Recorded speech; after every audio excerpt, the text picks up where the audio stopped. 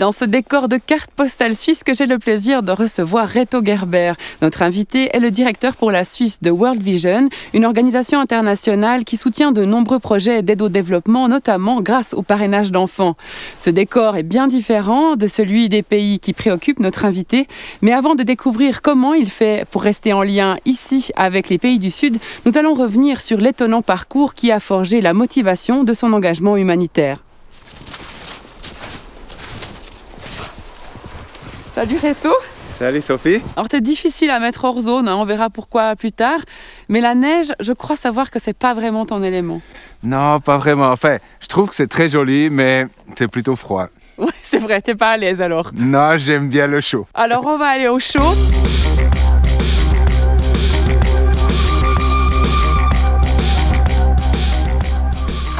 Voilà Reto. Bienvenue. Là pour te mettre hors zone, on fera un peu de cuisine tout à l'heure. Wow. Et puis en attendant, je te propose qu'on commence par faire connaissance au salon. Volontiers. Alors je t'en prie.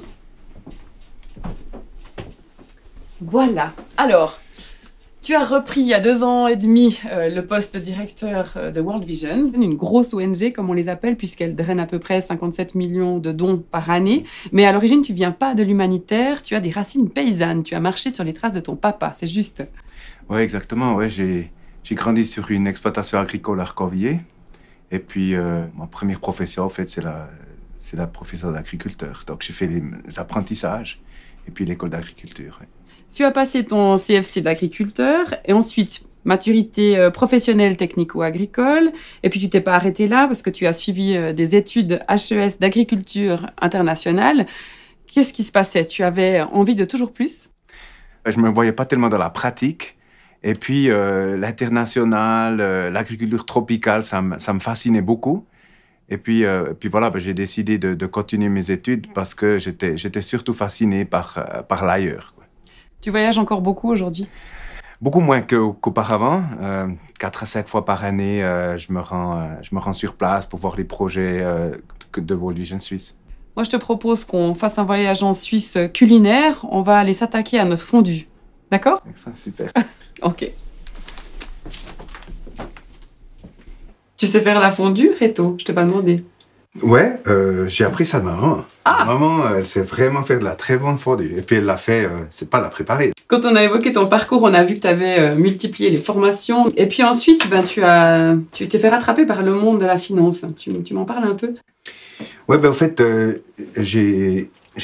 après 2 ans dans le développement de produits phytosanitaires, c'est devenu un peu ennuyeux pour moi. Donc j'étais dans le sales, dans la vente. Puis là, j'ai commencé comme chef de vente dans une grande entreprise. Et puis très très vite, j'ai gravi les échelons. Et puis j'ai beaucoup de succès. Et puis bon, voilà, c'est comme un peu dans une roue, quoi. Tu reçois des bonus, on t'offre un meilleur job, et puis tu travailles toujours plus, tu voyages toujours plus, tu fais toujours plus. Bon, c'est quand même sympa, de temps en temps, visite, de temps en temps, de voyager en business class, d'être dans des hôtels 5 étoiles. Il y a aussi des beaux côtés, mais on est quand même aussi très seul, quoi. Il y a eu un événement qui m'a vraiment marqué, c'était un soir, quand je rentrais à la maison, notre petite fille, Lydia, qui me dit « Papa, je te donne plus de bec et tu peux pas me raconter d'histoire pour aller au lit parce que t'es pas assez à la maison. » Donc, elle a vraiment pris une distance par rapport à son papa et ça m'a mis un énorme choc. Ça m'a plongé dans une réflexion et puis à ce moment-là, je me suis dit ça c'est le bon moment pour faire autre chose. Et puis après 10 ans avec cette vie de fou, j'ai décidé de quitter cette entreprise, quoi. C'est sur cette réflexion profonde qu'on va aller tourner la fondue. Ouais, ok. Pendant que Reto termine la fondue que nous allons manger tout à l'heure, nous allons marquer une courte pause et retrouver Raphaël Noir qui, lui, n'aime pas voyager seul. Il a encore embarqué à bord de son bus VV un artiste roman qu'il a soumis à son fameux défi artistique, une création en 2 heures pile poil. L'artiste qu'on vient d'entendre nous invite à profiter de tout ce que nous avons là, hein, qu'on ait peu, qu'on ait beaucoup. Ouais. Toi, au moment où on s'est arrêté dans ton parcours, tu commençais à avoir beaucoup moins. Comment ça s'est passé, ce virage tout à coup que tu prends? Qu'est-ce que tu te dis à l'époque? Quand j'ai décidé de quitter l'entreprise, je me suis dit je vais trouver un autre job tout de suite. Puis ce qui s'est passé, c'est que l'autre job, il venait pas. Et tout d'un coup, je me suis dit, je dois aller au chômage. Ben voilà, je me suis retrouvé un jour dans mon petit village, vers la secrétaire municipale, à m'annoncer pour le chômage. Et puis, voilà, j'avais vraiment les larmes dans les yeux. Bon, moi, j'étais le premier qui disait, ouais, de toute façon, ma carte de vice-president, j'ai pas besoin de l'avoir, quoi. Ça a pas de valeur. Mais le jour où je pouvais pas plus l'utiliser parce que j'étais plus employé vers cette entreprise, j'ai réalisé comme ça faisait mal, quoi. Tu vois cette annonce pour ce poste de directeur de World Vision. Là, tu te dis quoi? Tu te dis que c'est ta chance? En fait, c'était plutôt un peu par manque d'espoir et puis dire, voilà, je vais encore essayer ça. Et puis, j'étais pas du tout convaincu que ce serait une bonne chose.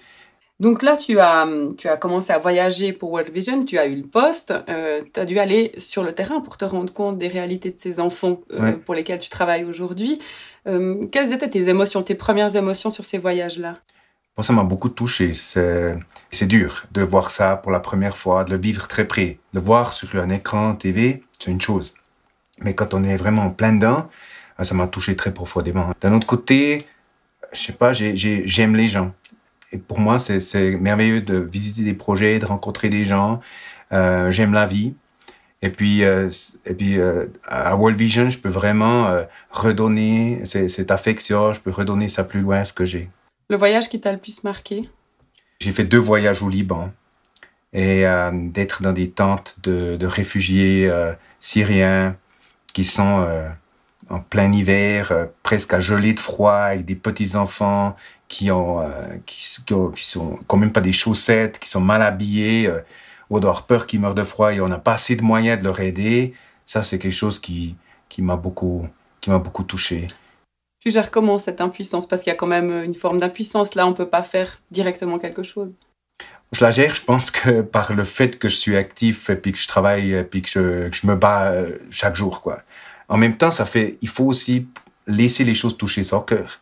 Je pense que il faut être honnête, il faut pouvoir pleurer sur une situation, et puis il faut pouvoir être soi-même. Pour moi, des valeurs importantes, c'est les relations avec ma famille, par exemple, les relations avec ceux que j'aime. Par rapport aux valeurs avant, dans le business, où c'était surtout de produire des chiffres, où la personne est réduite à une machine. Et pour moi, c'est important de retourner aux valeurs de l'humain, au fait, de la dignité humaine, quelque part. Est-ce que tu te vois un peu comme le Robin des Bois des temps modernes, où on va chercher chez les riches pour donner aux pauvres?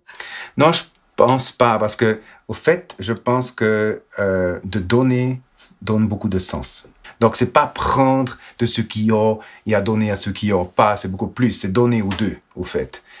Alors, je vais profiter de ce que tu me dis pour terminer cette émission. Merci Reto d'avoir été avec nous aujourd'hui. Nous, on se retrouve dans un petit mois avec une nouvelle invitée, Fanny Oketi, une Congolaise qui, elle aussi, a marché un petit peu sur les traces du don qui fait sens puisqu'elle a donné de ses propres économies pour aider les femmes de son pays à sortir de la misère. On parlera donc microcrédit, femmes congolaises et tout ça, bien sûr, hors zone. Bye bye!